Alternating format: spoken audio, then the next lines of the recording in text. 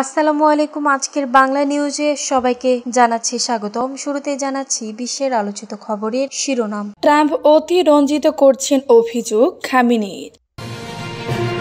গাজা যুদ্ধ বন্ধে ইসরায়েলের উপর চাপ দিতে যাচ্ছে যুক্তরাষ্ট্র। আজারবাইজান থেকে ইরানে ইসরায়েলি ড্রোন জবাব চাইল তেহরান। গাজায় ত্রাণ প্রার্থীদের উপর ইসরায়েলি হামলা, নিহত আরও ৭২। গাজায় যুদ্ধবিরতির দাবিতে ভিয়েতনামে বিক্ষোভ। দাবানলে পড়ছে তুরস্ক, খালি হচ্ছে গ্রাম। এতক্ষণ শুনছিলেন বিশ্ব আলোচিত খবরের সংবাদ শিরোনাম। এবার বিস্তারিত। আমাদের খবরটি যদি ভালো লেগে থাকে অবশ্যই লাইক, কমেন্ট, শেয়ার করতে ভুলবেন না। ট্রাম্প অতিরঞ্জিত করছেন অভিযোগ খামেনির। ইরানের সর্বোচ্চ ধর্মীয় নেতা আয়াতুল্লাহ আলী খামেনি যুক্তরাষ্ট্র ইরানের স্থাপনায় সম্প্রতি যে হামলা চালিয়েছে তার সাফল্য নিয়ে দেশটির প্রেসিডেন্ট অতিরঞ্জিত দাবি করেছেন বলে মন্তব্য করেছেন ইরানের সর্বোচ্চ ধর্মীয় নেতা আয়াতুল্লাহ আলী খামেনি। রোববার ২৯ জুন সামাজিক যোগাযোগ মাধ্যম এক্সে এক পোস্টে এই অভিযোগ আনেন খামেনি। খবর তুর্কি বার্তা সংস্থা আনাদোলোর। খামেনি বলেন, মার্কিন প্রেসিডেন্ট ঘটনাগুলিকে অস্বাভাবিকভাবে বাড়িয়ে বলেছেন।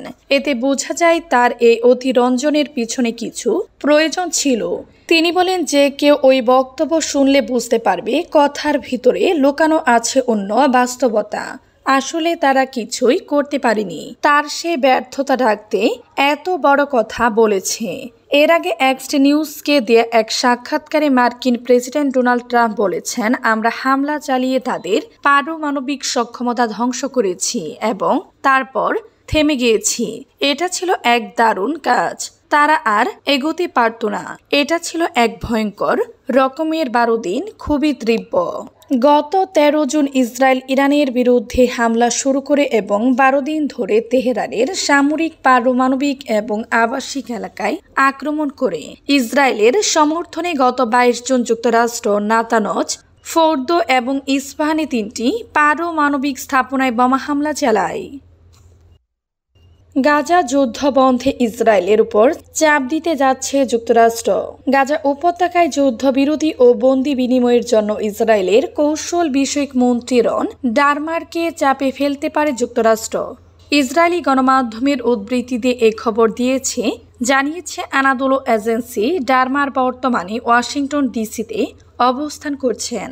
এদিকে টাইমস অফ ইসরায়েলি জানিয়েছে, যুদ্ধবিরতি নিয়ে প্রথম জটিলতা হল হামাসের স্থায়ী যুদ্ধবিরতির দাবি এবং ইসরায়েলের এমন এক চুক্তি করার চেষ্টা যেখানে যুদ্ধ সামরিকভাবে পরে পুনরায় শুরু করার সুযোগ থাকবে। হারেঞ্জ পত্রিকা হোয়াইট হাউজের কর্মকর্তাদের উদ্ধৃতি দিয়ে বলেছে, মার্কিন প্রেসিডেন্ট ডোনাল্ড ট্রাম্পের প্রশাসনের ঊর্ধ্বতন কর্মকর্তারা রন ডারমারকে গাজায় হামলা বন্ধ করা এবং বন্দি ইসরায়েলদের ফিরানোর বিষয়ে চুক্তিতে পৌঁছাতে চাপ দিবেন। প্রতিবেদনে আরও বলা হয়েছে, যুক্তরাষ্ট্রের কর্মকর্তারা জানাবেন, ইসরায়েলের হামাস নির্মূলের পরিকল্পনাটি ভবিষ্যতের জন্য রেখে দেওয়া যেতে পারে।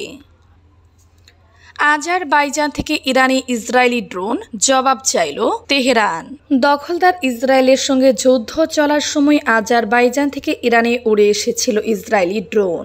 ইরানি গোয়েন্দারা এমন স্পর্শকাতর তথ্য জানানোর পর আজারি প্রেসিডেন্ট ইসাম আলিয়েভের সঙ্গে ফোনে কথা বলেছেন ইরানি প্রেসিডেন্ট মাসুদ পেজেশকিয়ান। তিনি এ ব্যাপারে জবাব চেয়ে আজারবাইজানকে বিষয়টি তদন্তের আহ্বান জানিয়েছেন। তিনি বলেছেন, আজারবাইজান থেকে সত্যি ইসরায়েলি ড্রোন ইরানে প্রবেশ করছিল কিনা সেটি যেন গুরুত্বের সঙ্গে তদন্ত করা হয়। আর্মেনিয়াম নিযুক্ত ইরানি রাষ্ট্রদূত মেহেদি সোবহানি বলেছেন, আমরা তথ্য পেয়েছি স্বল্প সংখ্যক ড্রোন আমাদের প্রতিবেশী দেশগুলোর আকাশসীমা থেকে ইরানি অঞ্চলে প্রবেশ করছে। ইরান ও আজারবাইজানের প্রেসিডেন্টের মধ্যে টেলিফোন আলাপের সময় আমাদের প্রেসিডেন্ট আজারি প্রেসিডেন্টকে বিষয়টি সম্পর্কে গুরুতর তদন্তের আহ্বান জানিয়েছেন। আমরা এই তদন্তের ফলাফলের জন্য অপেক্ষা করব। বার্তা সংস্থা ইসনা জানিয়েছেন, ইরানি গোয়েন্দারা জানিয়েছেন, যুদ্ধের সময় দখলদার ইসরায়েলি আজারবাইজানের আকাশসীমা ব্যবহার করেছে। গাজায় ত্রাণ প্রার্থীদের উপর ইসরায়েলি হামলা, নিহত আরও ৭২। গাজা উপত্যকায় বিভিন্ন স্থানে ইসরায়েলি হামলায় আরও কমপক্ষে ৭২ ফিলিস্তিনি নিহত হয়েছেন। নিহতদের মধ্যে ত্রাণ বিতরণ কেন্দ্রে খাবার খুঁজতে থাকা মানুষসহ অবরুদ্ধ গাজায় ইতিমধ্যে বিপর্যয়কর মানবিক পরিস্থিতি দিন দিন অবনতি হচ্ছে। রোববার ২৯ জুন রাতে এক প্রতিবেদনে এ তথ্য জানিয়েছে সংবাদ মাধ্যম আল জাজিরা। গাজার চিকিৎসা সূত্র জানিয়েছে, রোববার ভোর থেকে ইসরায়েলি হামলায় কমপক্ষে ৭২ জন নিহত হয়েছেন, যার মধ্যে কমপক্ষে ৪৭ জন নিহত হন যারা শহর ও উত্তরের অংশে। আল জাজিরার সাংবাদিক মোয়াদ আল কালহুদ জানান, জেইতুন, সাবরা ও আল জাউইয়া বাজার এলাকায় ইসরায়েলি বিমান হামলার পর আহতদের ঢল নামে উত্তর গাজার আল আহুলি হাসপাতালে। তিনি বলেন, এখানে প্রচুর আহত বেসামরিক মানুষ এসেছেন, যাদের মধ্যে শিশু রয়েছে। পর্যাপ্ত বেড বা চিকিৎসা সরঞ্জাম নেই, অনেকেই মেঝেতে পড়ে আছেন। তীব্র সংকটের কারণে হাসপাতালটিতে মোকাবেলা করতে হিমশিম খাচ্ছে। রোববার নিহতদের মধ্যে কমপক্ষে ৫ জন ফিলিস্তিনি রয়েছেন, যারা দক্ষিণ অঞ্চলের রাফার উত্তরের খাদ্য বিতরণ কেন্দ্রের সহায়তা নিতে গিয়েছিলেন। বিতরণ কেন্দ্রগুলো বর্তমানে পরিচালনা করছে ব্যাপক সমালোচিত গাজা হিউম্যানিটারিয়ান ফাউন্ডেশন GHF, যাকে যুক্তরাষ্ট্র ও ইসরায়েল সমর্থন দিচ্ছে। গাজায় যুদ্ধবিরতির দাবিতে বিএনআই বিক্ষোভ। গাজায় দখলদার ইসরায়েলি আগ্রাসনের বিরুদ্ধে ও নিরীহ অসহায় ফিলিস্তিনদের সঙ্গে সংহতি প্রকাশ করে বিক্ষোভ মিছিল ও সমাবেশ করেছে অস্ট্রিয়াবাসী। রাজধানী ভিয়েনাতে অনুষ্ঠিত এই সমাবেশে শত শত মানুষ অংশ নেয় বলে রোববার ২৯ জুন এক প্রতিবেদনে নিশ্চিত করেছে কাতার ভিত্তিক সংবাদ মাধ্যম আল।